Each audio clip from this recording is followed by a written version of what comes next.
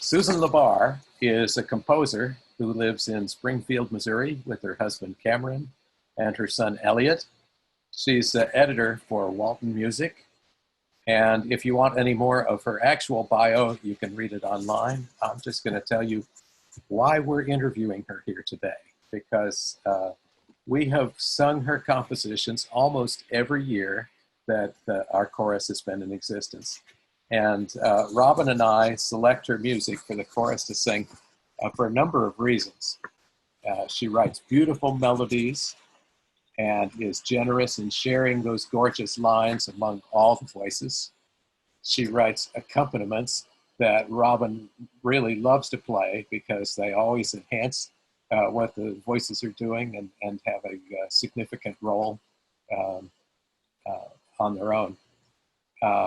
They integrate seamlessly with the choral parts. She always selects interesting texts that tend to touch us personally, and she sets them in a way that makes them flow with natural speech rhythms. So that's kind of why I thought it would be fun for us to interview Susan, because just love her music. So Susan, why don't you start by telling us a little bit more about yourself and maybe a little bit about your composing journey. Sure. Hello, everyone. Thank you so much for having me. This is really an honor, and I'm so glad to be here, especially in this time when, I'm not getting to make music the way that I used to, like we all are. So I just really appreciate getting to talk to you all and hear, about what you've all been doing as well. So let's see. I started out in music really young, like probably a lot of you did, singing in children's choirs and playing piano, taking piano lessons from when I was really little. Then I, went to college, and I knew I wanted to study music. I didn't really have a grand plan of what I wanted to do with music, but I knew I wanted to study music. So luckily my parents were really supportive of that and believed that maybe if I worked hard enough, I'd find something that I could do in music. So I went to Missouri State University for my undergraduate degree. And I started actually as a piano performance major there. And so I studied that for 2 years, but then I realized I didn't really want to play the piano. I didn't really want to teach piano, and I didn't want to accompany. So I talked to my piano professor about, I told him those concerns and said, what do you think I could do? And I'll never forget the conversation we had, because he asked me to think of 3 jobs I could see myself doing and not having to worry about what they paid or if they were really actually jobs. Just what would be my dream of what I could see myself doing. And I actually don't even remember what I told him, but what he encouraged me to do is just to continue studying music in some capacity, and that I could probably find a path to something that would be the right fit for me. So I ended up doing a degree, a Bachelor of Arts in Music, which is a really general music degree. And in that, I also studied geography, travel, and tourism in the geography department, which I just was interested in. So I thought, okay, I'll do that too. Then I graduated with this degree, and I thought, okay, what do I do now? Because there's no job you can get with that degree. So I went straight into my master's degree. And I did that in music theory, again, because it was something I've always really enjoyed. And I found it came easily to me. And I thought maybe this will just be a good thing to continue studying. All this time, it never crossed my mind to be a composer. In my master's degree, I had some choral arranging classes and lessons, and that was just a part of the degree. But I found that I really enjoyed those classes, and I kept working on all of that, the choral arranging, and had a few pieces performed by our choir there at the university. And then I eventually graduated with that degree, and again, I didn't want to teach music theory. So if you don't want to teach music theory, there's not a lot of jobs you can get. So that was when we moved to Texas for my husband to start his graduate work at the University of North Texas in music as well. And I got one of the jobs you can get if you have a degree in music theory, which is a receptionist at a cardiologist's office. That's a job you can get. And so I did that for just a little over a year. We were living in the Dallas area, and a position opened up at a music company there called Choristers Guild, which probably some of you are familiar with. So I applied for that job. It's a music publisher. It's also a resource for church choir directors, children's choir directors, handbell directors. And so I thought, no matter what the job is, I'll at least be working with musicians. So I got that job, started working there, and was there for several years before moving to Walton Music. So in all that time, it's really interesting, just that journey of playing piano, singing in choirs, and having a degree in music theory. It led to this career in music publishing, which was actually something I didn't even know really existed when I was younger and getting those degrees.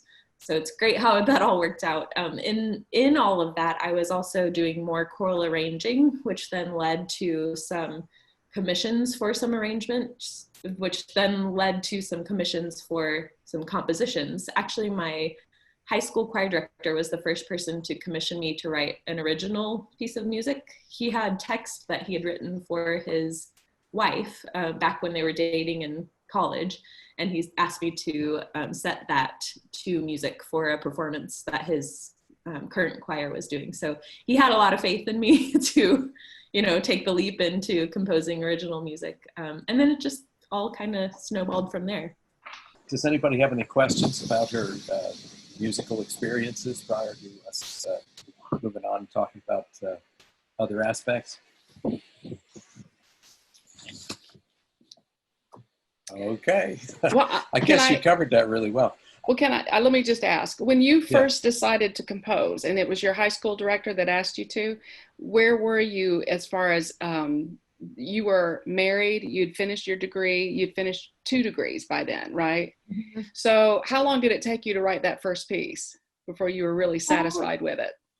I'll tell you, I think when I talk to young composers now, when they ask me, where should I start? What should I do? I always recommend them start with arranging first, because by studying folk song or spirituals or hymns, things like that, music that has stood the test of time, it really helps to understand what makes a good melody and what makes good construction of a piece.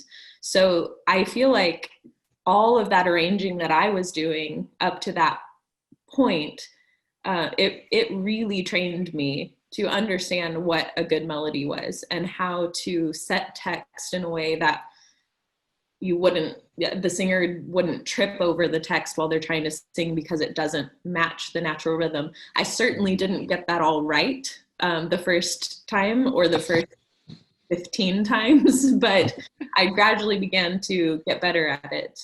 So when I was asked to compose that first piece, I remember feeling anxious about it, but also knowing and being told by my husband and some other people in my musical life, like, you can do this. You know what a good song is. You have good taste. You have a good ear, so you can do this. And they helped me have, kind of the confidence to go for it. So that piece is called Forever Gone, and it's still out there and published by Santa Barbara Music. And it had a companion piece, and that companion piece, I think, has been taken out of print at my request because it was not a good example anymore of what I can do. But Forever Gone, I think it's okay. I like looking back at that and kind of seeing where I've come from. Now, in the middle of all that, I'm sorry, I don't want to hog, so if anybody has a question, you just jump in. But okay, Chris. Well, I just had a question about Forever Gone. Was that a piece that you arranged, or, did you use an existing piece? And also, oh yeah, go ahead. Well, I just how did you know when you finished, when it was like to your liking? Oh, that's great. So that piece was a poem that my choir director from high school gave to me. And so I used the poem that he wrote and I wrote the music for it. So it was a totally new piece of music, not arranging somebody else's, but starting from scratch. And I typically work, kind of beginning to end. So, and I really follow the text, and usually I'll have kind of a roadmap built first before I start working on the music. So I'll actually put the text exactly how I think I'm gonna want to set it. So that might mean that I look at the text and figure out, oh, here's a little chunk that might work really well, kind of like a refrain or a chorus. So I'll repeat that. And so I'll actually put it out how I'm gonna do it. Or maybe at the end, I'm gonna want to repeat the first 2 lines. So I'll put that at the end. So I have a pretty good idea before I start writing the music what I think the beginning, middle, end is going to be.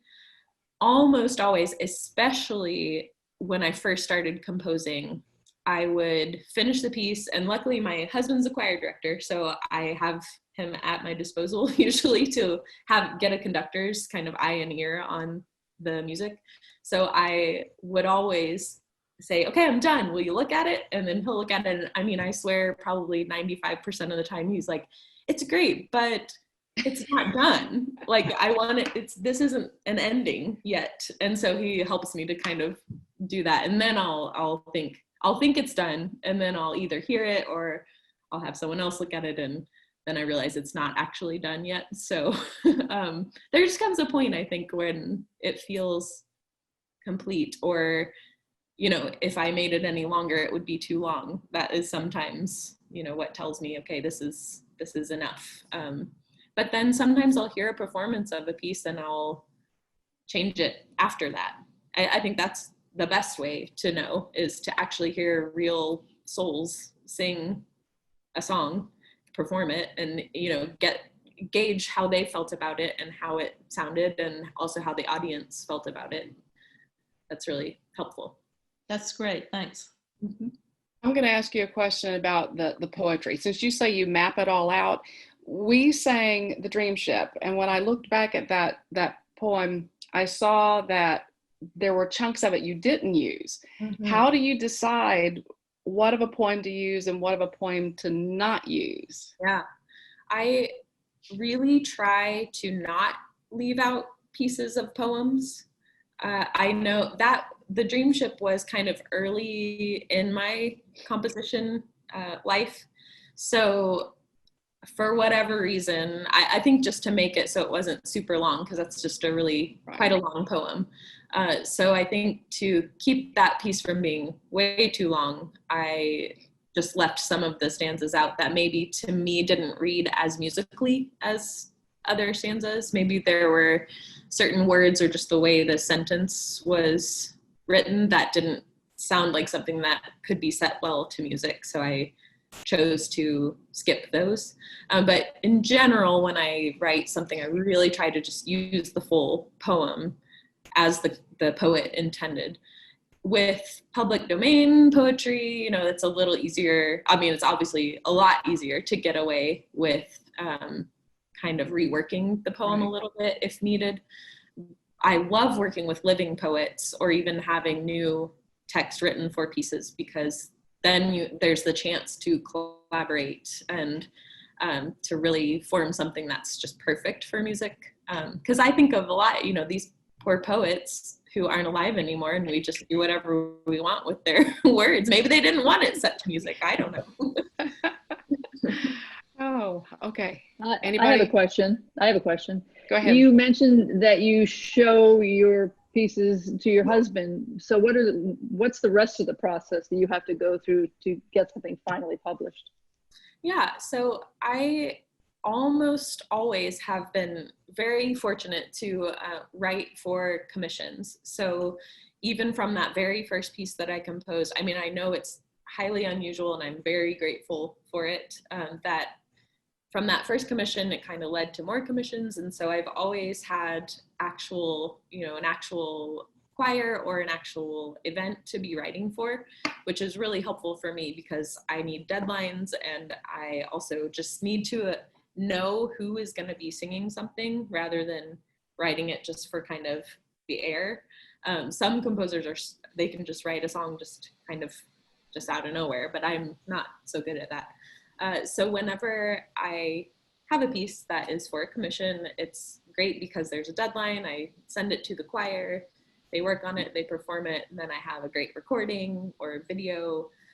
And then I have, feedback on how the piece worked and what might be better, what might need to be cut or extended or finished, if the ending doesn't seem finished yet.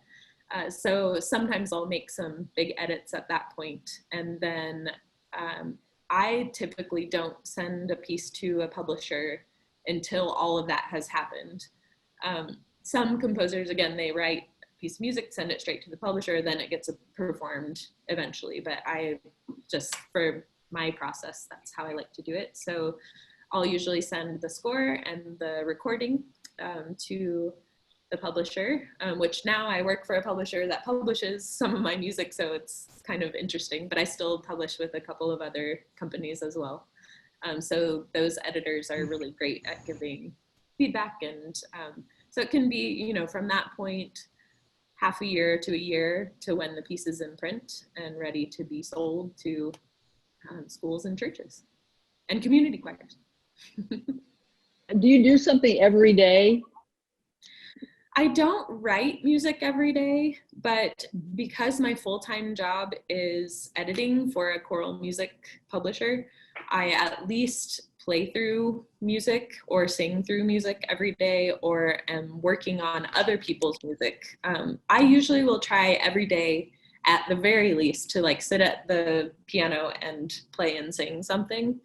And that is not even necessarily to help my composing, but I think any of us, just experiencing new and different music all the time is just really helpful for our own artistry. So I at least try to do that. And then if I have a project, a commission that I'm working on, then it kind of for me comes in spurts. I'm not so good at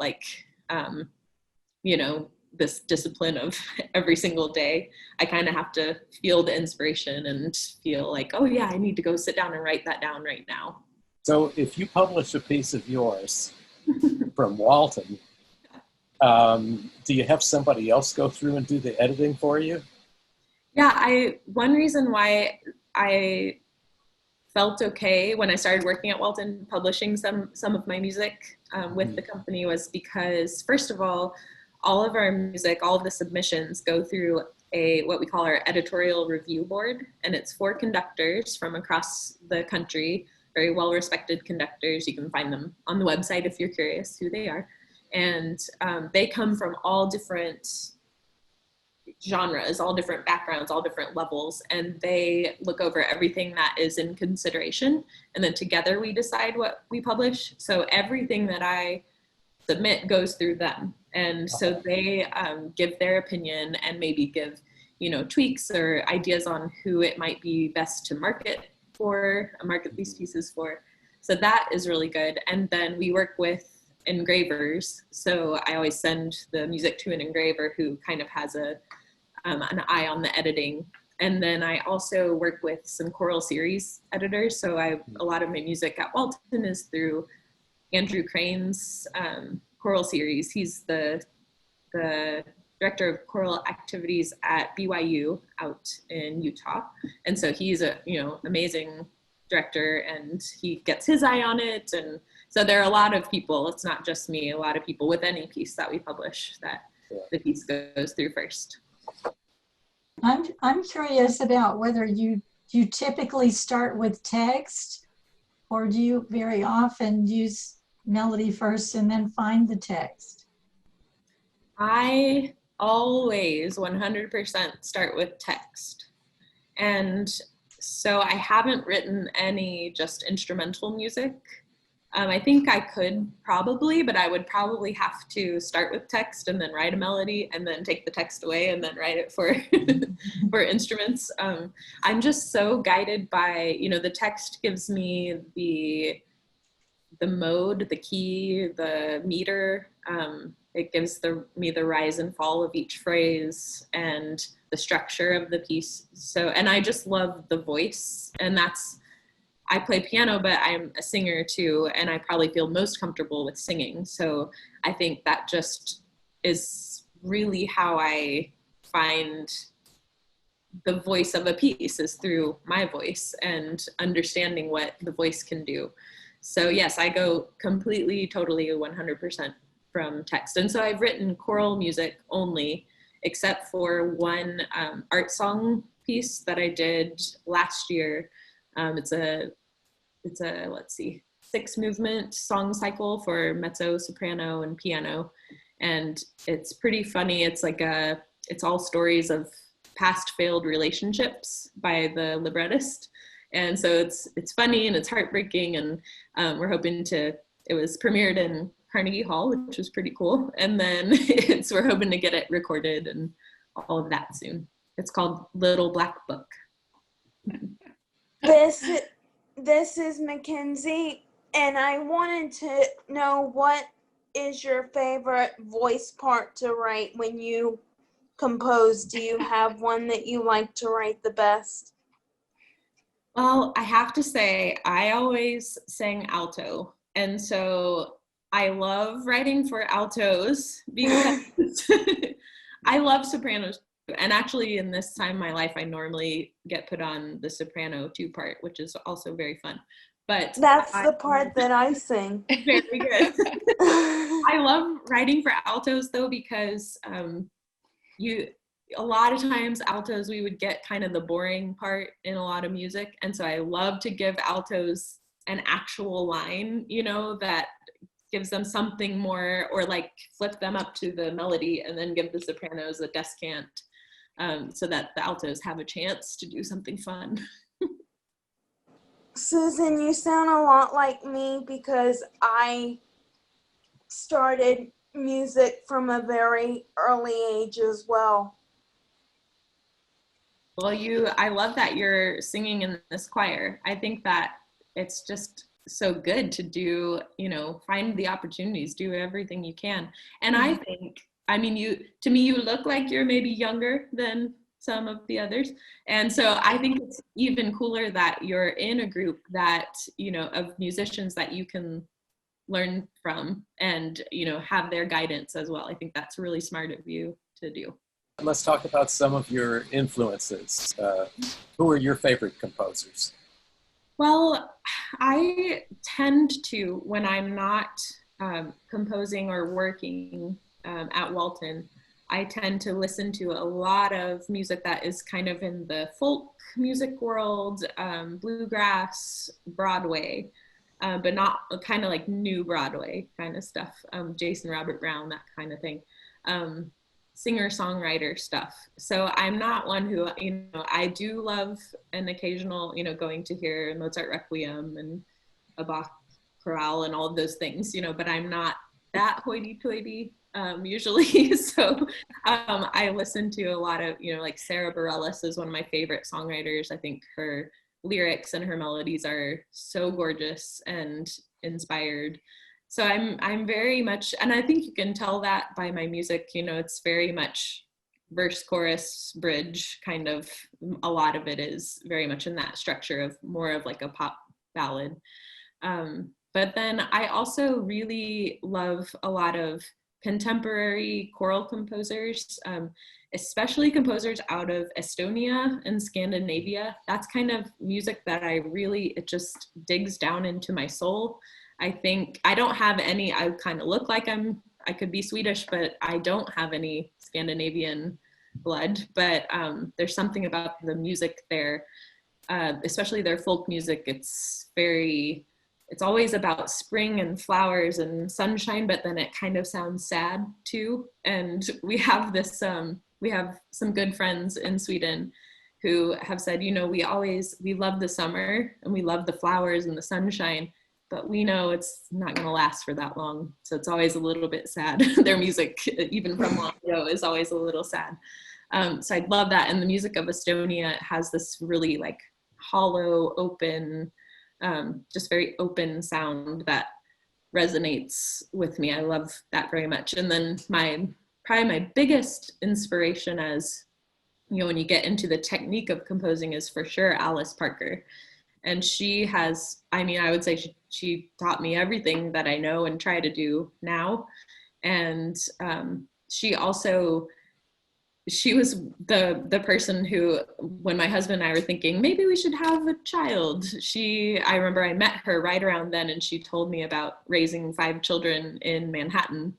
And I thought, okay, if she can do that and still continue with her career, I think I can do it too. So I credit her for making me feel okay about moving into that chapter of our lives.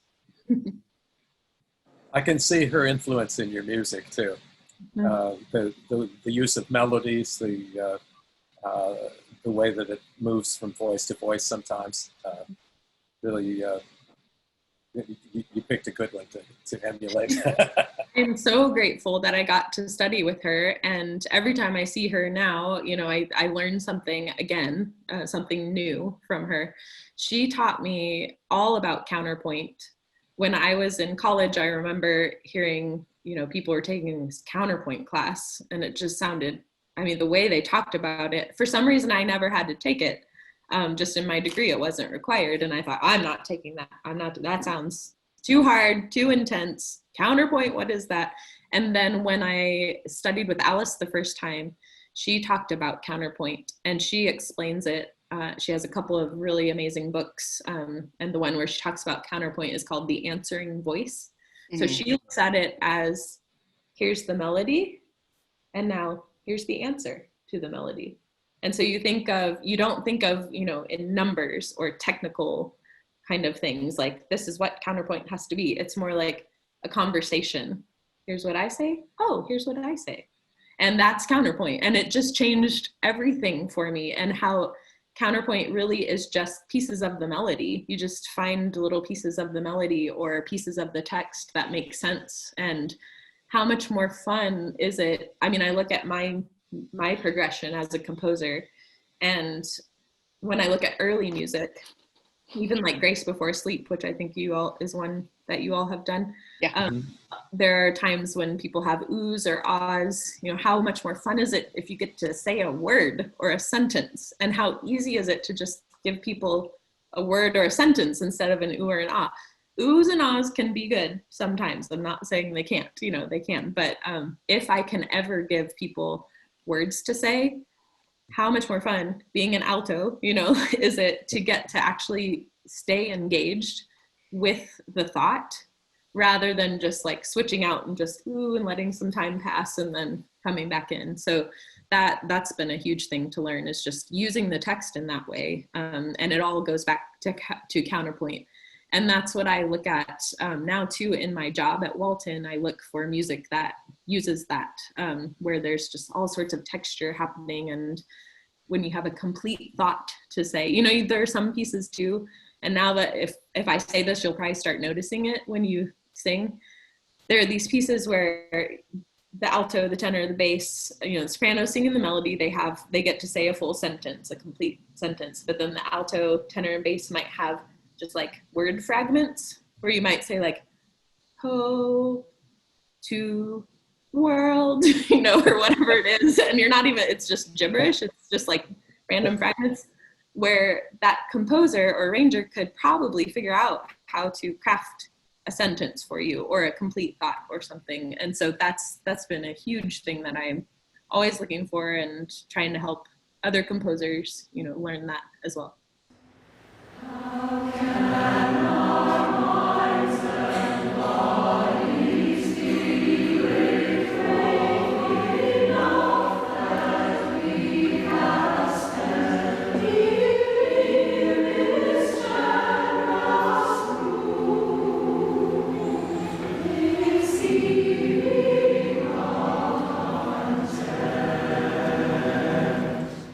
I'm going to ask a question about when Mackenzie was asking you about the voice that you like to compose for. One of the things that Tom and I have had to be careful about is that our forces, we never know what our forces are going to be from season to season. And so sometimes we've looked at pieces of yours where they divide into so many parts, we kind of go, I don't think so. But there are pieces that we've done where when parts divide, we do voice juggling, you know, and what I'm interested in is your opinion about when we shift alto twos to the tenor and shift the tenors to the baritone to cover all the parts. Do you think it's possible for us to still come up with the essence of your intentions there? Or do you think that that's like, you know, some people would just say, don't do the piece, but your music is accessible and we love your music. So we're sort of cheating, and I don't know how you feel about that. So I just am sure that every composer would feel differently. So only take my answer as my answer for my music. But I would welcome that, absolutely, because it doesn't, first of all, to me, it doesn't matter who is singing the notes. If they're all covered somehow, then that's great. I mean, it's not, I don't necessarily imagine, you know, a tenor sound on the tenor one part. If an alto two could sing that tenor one part, then I don't think that it's in my music that it's going to lose something from that. I also think that if I could go back in all of my pieces and take away as many notes as I possibly could, I would totally do that. I mean, I can't, it needs to be what it is, but and that would confuse people if they had two different, you know, scores. But I think that a lot of times in my early composing days, I would think, here's the chord I want because it sounds great on the piano. And I would hit it on the piano. Oh, I like that chord. Well, when you sing that same chord in voices, the voice has, as we all know, has such a different depth, and the different timbres of, you know, a soprano and a bass, it's going to do something totally different than the piano. So if I had 8 notes in a chord, I would very likely come back to that piece and take 4 of those out and leave the 4 that really matter. And it's probably going to actually be the sound I was imagining. Sometimes, and I tell this to younger composers a lot, we think, I'm going to put all these notes down and then mark it at a fortissimo. Well, so much can't happen, you know, with the overtones and things when you have all those close harmonies. If you actually were to take away some of those notes and really give some space, it's going to allow the sound to resonate and the overtones to occur. And it's going to actually give you that fortissimo that you can't get when you're in 8 parts, unless you have a choir of, you know, 1,000 people. So I am all for that. And in fact, most of the music that I write now and that I've written in the past at least 3 years is 4-part only, no splitting. I can think of one, I think it was More Than Enough that I did a couple of years ago where they wanted 8 parts. So I wrote it in 8 parts. But I think the most fun thing is to live within boundaries of, you know, 3 or 4 parts and see just how much can happen within that boundary. So that's what I love these days, like just use the fewest parts, but get the coolest sound out of it. Since we're talking about composing, have you ever worked outside of the major and minor? I mean, have you worked with any of the other modes, or do you primarily stick with the major and minor keys? I have written in some modes and have done a little bit. I can't recall exactly which piece it is now. I think it was maybe actually a arrangement that I did, but some work in pentatonic, in the pentatonic scale, which I really like as well. So I have done, and I should have brushed up on which modes they are because I truly could not rattle them off for you right now. But yes, I have a couple of pieces in modes, and Alice was a big inspiration for that. She loves composing in pentatonic, in the pentatonic scale, and a lot of folk song is actually in, you know, just 5 notes. If you really break it down, it's like, oh, that's just 5 notes, and here's this incredible song that has lasted for, you know, hundreds and hundreds of years. And it's really fun to arrange that kind of music because you can kind of use any of the notes at any time and they all work. So I think that's really fun. You can do a lot, even though you think, oh, there are only 5 notes, you can actually do a lot with it. So I have a couple, I have 3 Christmas carols that I did for Seraphic Fire a few years ago. And those carols, I believe that 1 or 2 of them were modal or pentatonic. You mentioned early on that you, when you were in school, you were working on music theory. I'd like to know how important is the use of your music theory background in composing your music, and how important is it to get an education in music theory in order to be able to do what you do? Yeah, I think it's incredibly important. And when you look at my music, you'll definitely see that I don't follow all of the traditional music theory rules. You know, there are definitely parallel fifths and there are definitely parallel octaves and all of that stuff. But what I found is so helpful is in moments when I get kind of stuck and I can't figure out what to do next, I can absolutely immediately fall back on music theory, just thinking about, okay, well, here are chords that go well together, or here's the next chord that would make sense, or the next couple of options that traditionally would make sense for this chord to move to. And then that can help me kind of get out of that place where I'm stuck.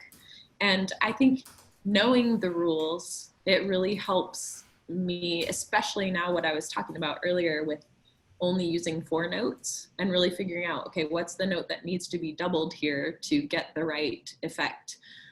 That all goes back to music theory and knowing in a certain chord what should be doubled, or in its inversion what should be doubled. That all truly matters and makes a difference to know that in the sound that ends up coming out of the piece. So I tell composers a lot, like, you've got to stick with the theory, get really good at it, and then go break the rules all you want. But it's very important. Thank you. That sounds just like what I used to tell my music theory students. To follow up on that with the music theory, you like Sarah Bareilles, and Mike, I'm curious about a lot of those popular artist type people. Do they use music theory in their composing? Can you tell that, since you've got your master's in that? That I would just have to believe so, that Sarah Bareilles knows music theory, because she will write the most interesting melodies. She uses the most notes. It's never just like 1 or 2 notes, like some of that music we hear on the radio. She uses so many notes in so many interesting ways. And then she always goes to these chords you don't expect in her accompaniment. And so I think you really can tell, and especially with, folk musicians or bluegrass musicians, they know, and jazz and R&B, gospel, those are all styles that I love to listen to. And I mean, in gospel music, for example, the people who accompany that music, they just know what chord to go to next. Like, they can just, I sing actually in a gospel choir here that's through our university, and it's students and community members. And our accompanist there, he can just watch the conductor kind of lead a song by rote, just voices, and he can walk up to the piano and just start playing it in the right key, going to all the right chords. And that's because he knows, he's been trained in, what chords go next and how that sounds and how they relate and how to change the key and everything. So I do think you can definitely tell. And, I think a lot of pop music and electronic music and all that, really the people who are writing those songs and producing those songs, they probably know all of that stuff too. And they're just choosing to do that certain style of music. I'm not certain that all singers of pop music know all of that. They just happen to maybe sometimes be good singers and could probably use some of that training. But yeah, thanks. I'm pretty open to all kinds of music. Yeah. That's cool. How often do you hear your pieces performed? And when you hear them performed, do you ever go, oh, that's terrible? Or, oh, they did an incredible interpretation? Or And thanks to YouTube, you probably hear Mhm. more than you could if it wasn't YouTube. Yeah, that's very nice, especially now. You know, there are a lot of people who have sent me audio recordings or videos of things that they were able to do just before the pandemic, or you know, things like that. That's been really nice to kind of keep those connections with different choirs. But I think I've been pretty fortunate to get to hear a lot of my music performed and to have a lot of premieres that I've been able to attend. That's really incredibly special, and I still get, like, no matter how many pieces that I compose, I think it will still happen that I get this when I'm sitting in the audience and they're singing my piece, like my body gets like kind of tingly and like shaky, and I get, I don't know, just excited about it, I guess, or maybe a little anxious. And then it ends and I'm like, oh, I gotta stand up and not look like I'm freaking out right now. So I haven't really heard, I guess I've heard a couple of performances where I thought, oh, that maybe they should have gone with an easier piece. But most of the time I really do enjoy getting to hear different people's interpretation of the piece. I know there are a lot of composers who really have exactly what they want and they write it all on the page and every dynamic, every tempo marking, just how they want it. But I really like to leave my scores more open to interpretation. So I'll give very general dynamics. You know, it might just say piano at the beginning, and there's a place where it's maybe forte, and then it's piano at the end again. Just leaving that really open for the conductor and the choir to interpret each phrase how they want to. And there have been some times when choirs have, you know, made some choices with maybe like adding a fermata or slowing something way down or taking something a lot faster. And sometimes that really works and sometimes it really doesn't work. And sometimes it's somewhere in between, but occasionally it's been like, oh, okay, I need to write that into the score because I loved it so much, what you just did. So yeah, I've heard a lot of great performances, a lot of great videos on YouTube, and that's definitely a huge joy, is getting to meet with choirs, especially when they're, you know, young, middle school or high school, and just get to especially show young girls that, you know, look, you can do this too. I think that's really important and a special opportunity. Do you have a favorite size ensemble that you like to compose for? I haven't thought about that before, because I did a carol arrangement for New York Polyphony, and it's just 4 guys. It's countertenor, tenor, baritone, bass. And that was really wonderful to write for them because the sound is so clean and you knew exactly their ranges. And, you know, I knew like the extremes of each of their ranges and like their meaty part of their range where they love to sing and love to sit and what maybe is a little too far outside. So that was really a fun puzzle to put together. And then it was just this beautiful, clear, clean sound with just the 4 voices. But then I think like the Dreamship, you know, it was written for a huge choir of like several Missouri choirs all coming together to sing in the Capitol building in this really resonant space. So it was maybe like 400 singers or something. And that's pretty thrilling to get to hear a choir of that size.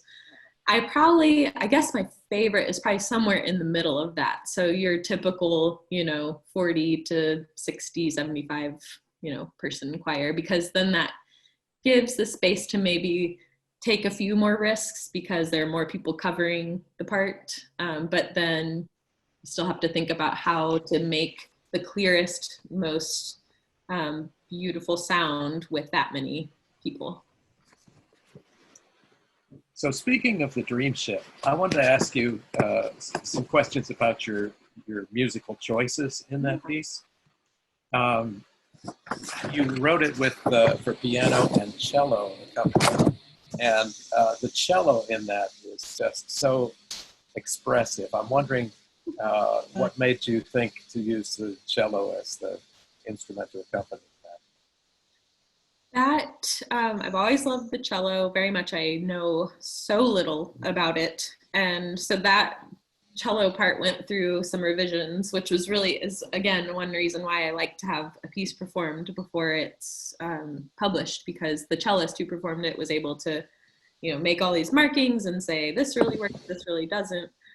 So I imagined the cello, it's kind of like the boat creaking. I mean, that's really, and even my publisher of that work, she said, at first she said, I don't know about the cello with this big piece. And then as she got to know it better, she was like, wait, the cello is the boat, the cello is the ship. And I was like, yes, it is, that's right. So it just, again, I'm really into, you know, like folk and bluegrass music. And I know cello is not really a bluegrass instrument, but I always am drawn to that, like to a string instrument that can kind of express in kind of a folky manner. So that was definitely, yeah, it was the ship. If I was more skilled at writing for string instruments, I think it would have been really cool with like a string orchestra.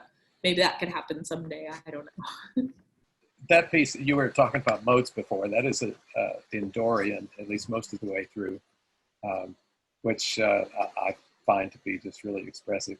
I was wondering, does that have anything to do with the dream idea?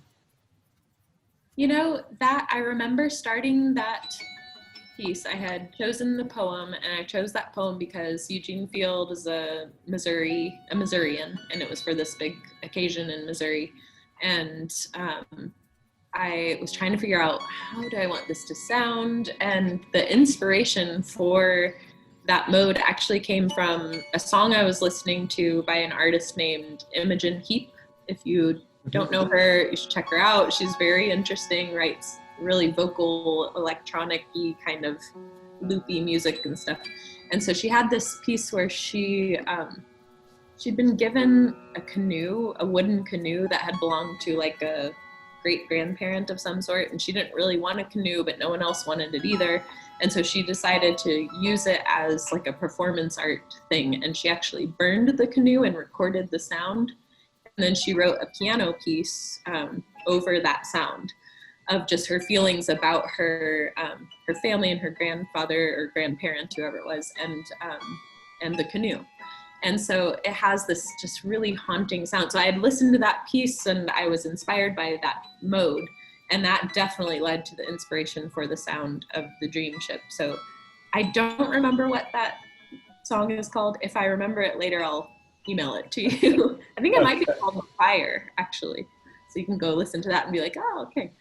There's also a song called Mad World. I do not know who it's by, but you probably heard it. And it kind of had shifts in those same chords in Mad World. And so I took Dreamship in a different way, but it was definitely inspired by those couple of chords. And I thought, okay, let's start here and see where it can go.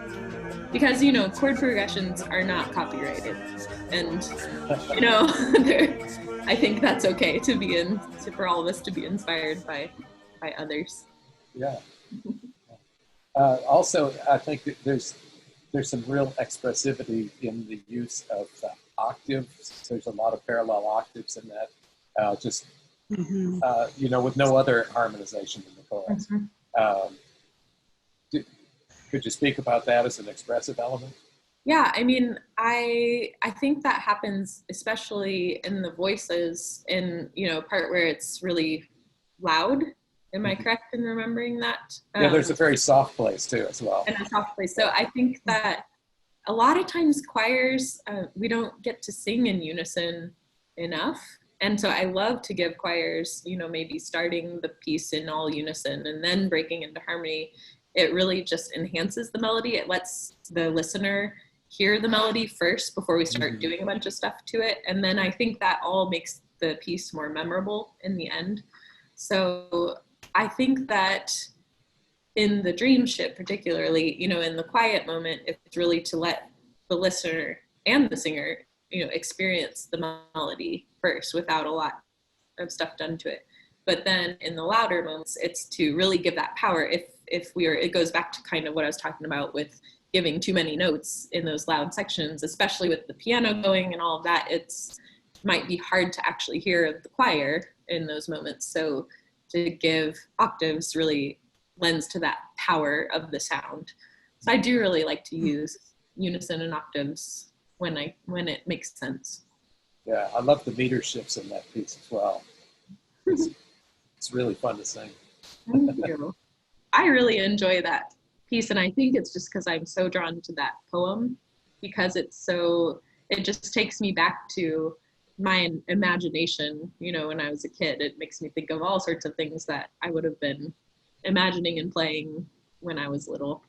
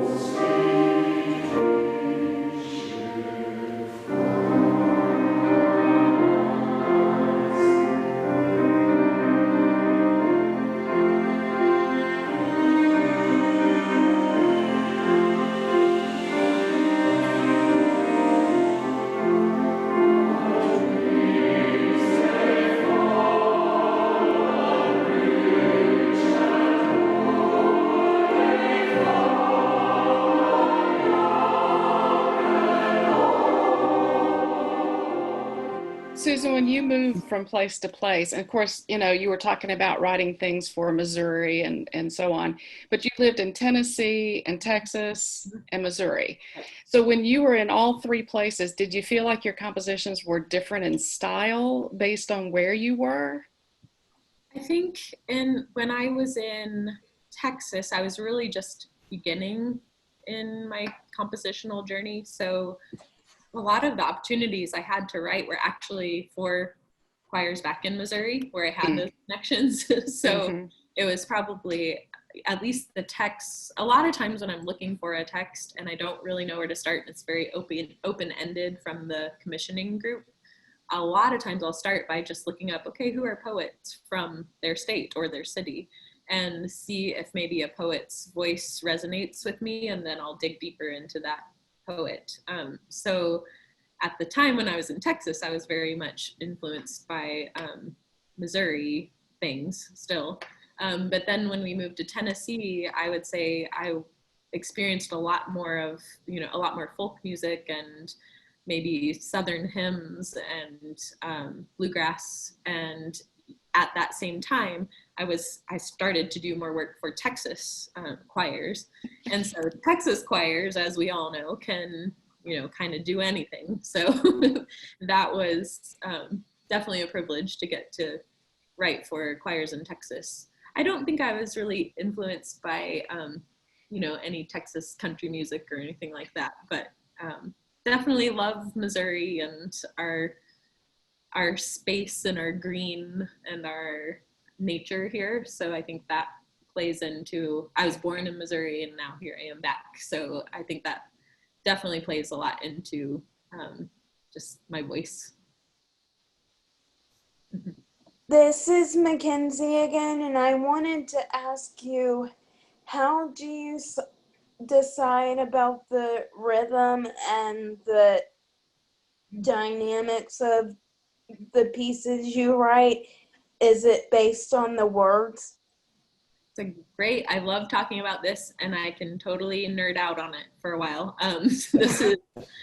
But I absolutely learned / stole this process from Alice Parker, and it was the very first thing I did when I went to her composer's workshop. She told us all to bring with us a couple of lines of text that we liked. Could be absolutely anything.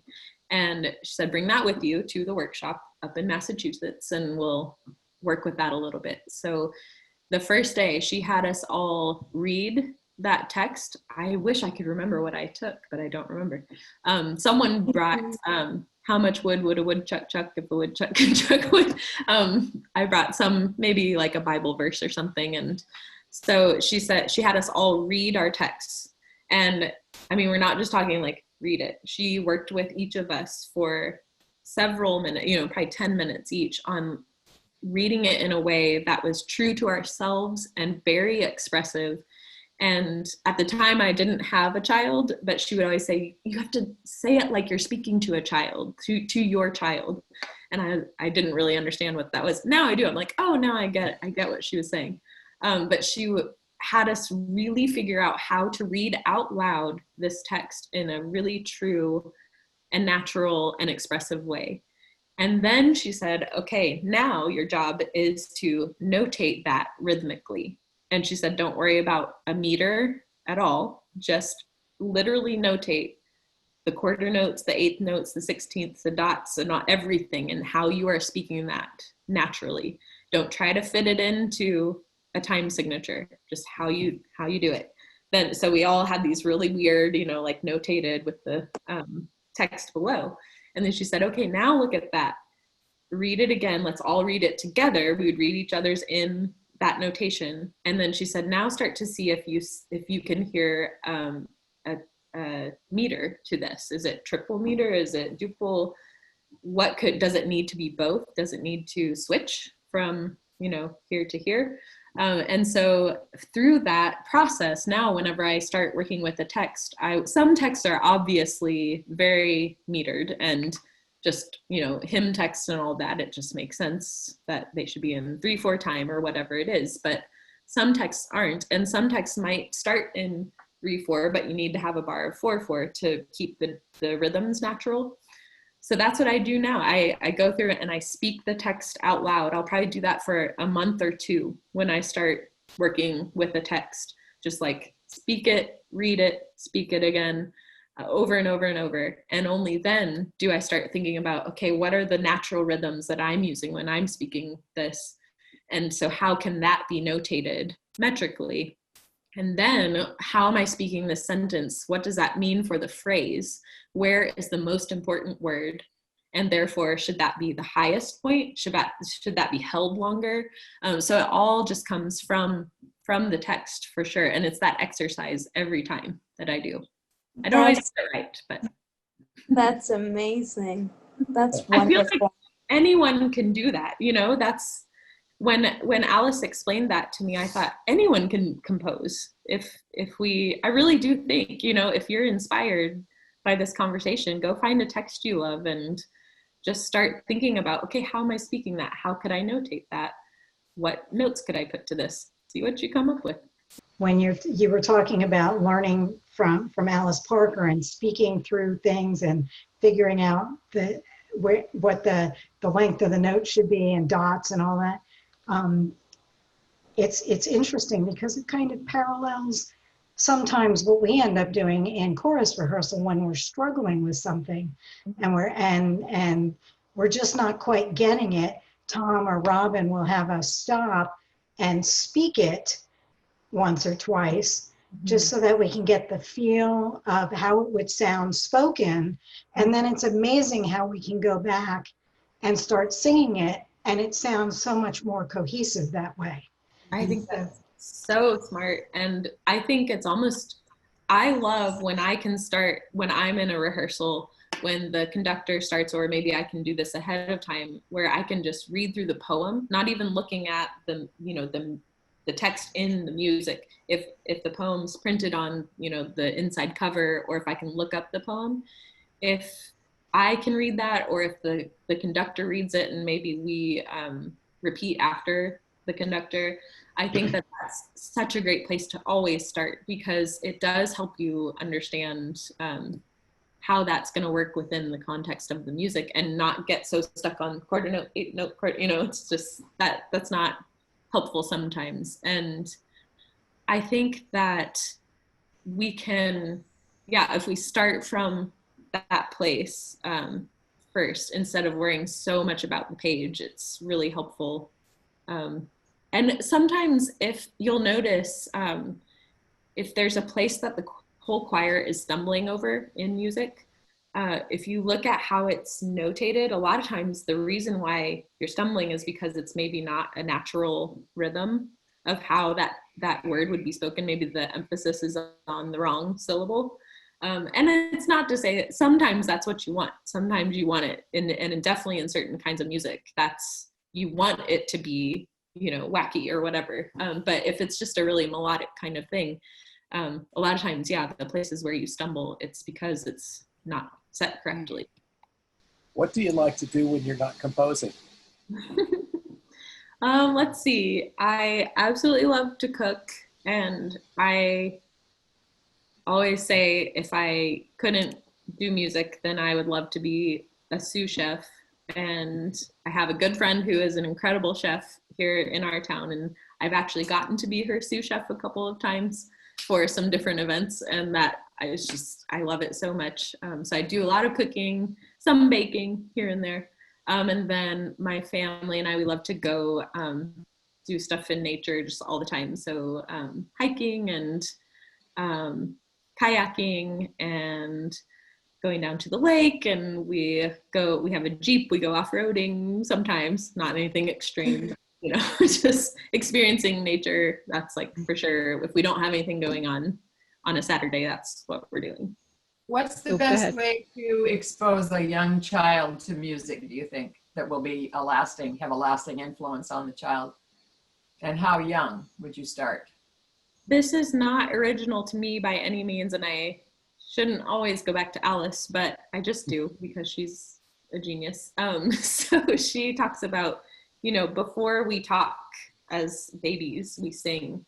And, babies are responsive to song. They can hear just two simple notes of, and they know that it's something different. And so I think experiencing or exposing kids, really early to singing, and not shaping it in a way of like, now we're going to do music, but just like with our own son, we just sing all the time. We are musical people, so he's around music a lot, and he has been since literally he was in existence. So I think especially though, kids in like preschool, kindergarten, really early, just getting them singing and getting them to understand that their voice is a good thing. It's not something to be embarrassed by, or it shouldn't be a big deal to sing, to show them that you sing all the time, like, let's sing a little song. Or if someone says, hey, sing this, not being like, oh no, I couldn't sing, just sing it. Let's just sing, because it's just our voice. And while we can think like, oh, but that's your voice, that's your very precious personal thing, it's just something we all have, and we should all be doing more singing outside of choir, just in life, like how they do in Africa. They have a song for absolutely every little thing, like, let's get a sandwich, okay, let's sing a song. It's incredible, their musical culture, and in many other countries as well, that's the case. So I think, from an early age, just sing, and sing for your grandkids, your nieces, nephews, your own children. That's the most important. And then if they're interested in music, then sure, get them into some piano lessons as early as possible. I went and listened to your songs one at a time, and I was determined to pick my favorite. And I listened to the first one, and I'm like, oh, that's my favorite. And then I listened to the second one, and I thought, no, that's my favorite, and we need to sing the second one. And I went through the whole list, and I loved everyone. So thank you for all your hard work. So nice. Thank you so much. It was really a joy. And we've sung several of these, and I remember all of them. I remember them too. Robin, just for the record, which is lovely and a gift to me. So thank you. Thank you so much. It's truly just, I don't think there will ever come a point where I'm like, oh yeah, of course they're singing my music. That's just not, I don't think that's ever going to happen. It's always just such an unbelievable joy to hear every type of choir sing my songs. It's just crazy. I can't believe it. Wonderful.